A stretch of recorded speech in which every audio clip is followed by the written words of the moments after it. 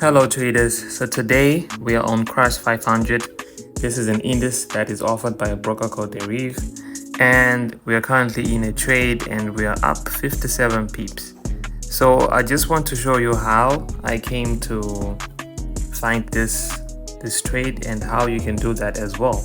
So let's just remove everything here. Start afresh, right? So this is the daily time frame. So this is what you always want to do. You always want to do your top-down analysis, and you start that by looking at the daily time frame, right? What are you looking for at the daily time frame? You're looking for the pattern, right? You're looking for what the market is currently dominant in. What's the pattern that's dominant? Okay, so you can see that from the beginning of the year, we have been having a bullish market. Crash 500, right? We have been having a bullish market. And this is the daily time frame structure, right? So in the daily time frame, you also look for the obvious patterns, right? Obvious patterns, I like to call them obvious patterns because like the market is influenced by human behavior. So humans tend to do the same things over and over and over again. It's like if you have like a routine, right? Like a morning routine, you tend to do that morning routine almost like exactly how you do it almost every day, right? So that's the same thing with the market. It's an interaction with humans that are buying and selling, other humans that have money and others that don't have a lot of money. So humans tend to repeat their behaviors. So this is what we're looking for. So we start by the obvious things like trend lines, right? Let's look at the structure right here. Sorry for that. Let's look at the structure right here. Right, we have this trend line here. So the market came to retest right at those points. Let me just, yep, the market came to retest at this point, that point, and now at this point, right? And let's also find another structure, right? Let's say, let's have it somewhere here, right? Better, right? So the market came, retested this line, and also retested at this point, and retested at this point, and then it went bullish, okay? So let's try to look for the reasons why the market did that, okay? So this is very exciting for me to do because it's very clear what the market is doing, right? To me, it is very clear, right? So we look at this point, the market came at this point. Okay, fine. We're saying that this is the second touch of the trade line, but what also is there? I can also see that here we had this candle, right, which caused this movement to happen. So this is the institutional candle, right? So this is the place of interest because bankers and large institutions left orders here. So when the market came to retest here, it went with an impulsive move, a bullish movement. You can see this candle is a very big candle because this is the daily time frame, you see. So it went up with an impulsive move, meaning that the orders were activated here, right? So you have two confirmations. You have the trend line and you also have the the order block, right? So that's sorted, okay? So let's just delete this. So now let's move to the 4-hour time frame. What are we seeing at the 4-hour time frame, right? So now at the 4-hour time frame, we have looked at the structure at the bigger time frame, right? So now we're scaling down to look at what's happening in the market, right? So we can see that inside the channel we had this movement as well, right? We had this movement as well. So this is to just like reinforce your understanding of trend lines, okay, and how they work, okay?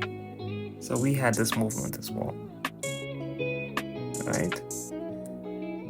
And you can draw the bottom one, and we can have something like this.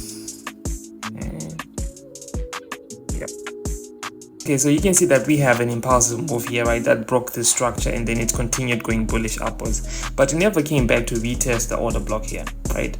So what do we do when we see that the order block is still fresh? We mark that, right? Mark that out, and we wait for price to come back to that order block. And look at what price did when it came back to that order block, right?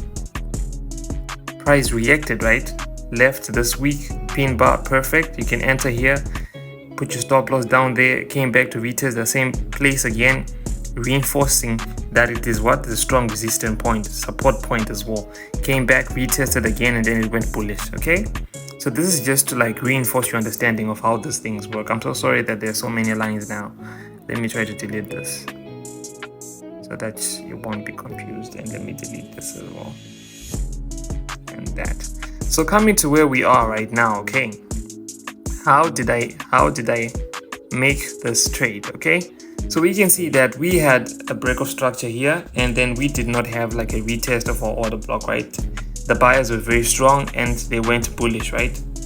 Broke the structure and went bullish, and then came back to here, right? And then we had another break of structure here, broke it, right?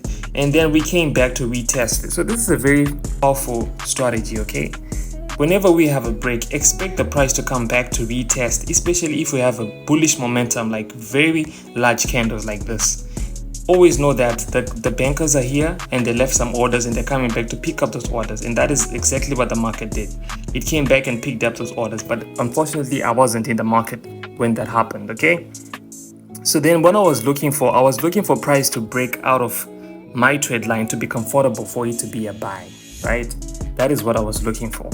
So now let's just like switch on to the 1 hour time frame, right? Because that is where I placed my trade, in the hour time frame, right? So I was like, okay, fine, what is going on in the market right now? The market came here, right? And it went down to retest that order block, and then it went up, right? Came back a little bit, and then it went bullish, and then it broke this structure.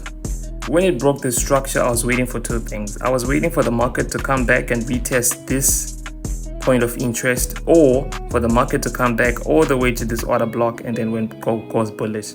So when the market came around here and then resisted and then gave this bullish candle, I automatically entered my trade, right? And then the market went up. So this is where we are right now, and what I'm expecting is for the market to break this point. If it breaks this point, then it means that we're going up, right?